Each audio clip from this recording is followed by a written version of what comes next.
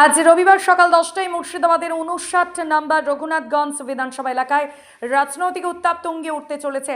তৃণমূল কংগ্রেসের প্রার্থী আকরুজ্জামান মহাশয়ের সমর্থনে এক বিশাল রোড শোতে অংশ নিতে আসছেন বাংলার জনপ্রিয় অভিনেতা ও সাংসদ দীপক অধিকারী ওরফে দেব। দলীয় সূত্রে জানা গেছে এই রোড শো শুরু হবে বড়শিমুল অ্যাপ্লেক্স মাঠ থেকে।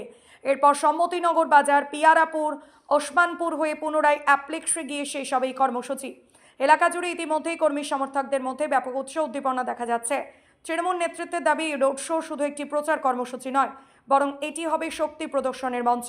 বিশেষ করে দেবের উপস্থিতি জনসমাগম আরও বাড়াবে বলে মনে করা হচ্ছে। সাধারণ মানুষের সঙ্গে তিনি সরাসরি যোগাযোগ করবেন বলে জানা গেছে। নির্বাচনের আগে এই ধরনের বড় কর্মসূচি রঘুনাথগঞ্জের রাজনৈতিক সমীকরণে গুরুত্বপূর্ণ প্রভাব ফেলতে পারে বলে মনে করছেন রাজনৈতিক মহলের একাংশ।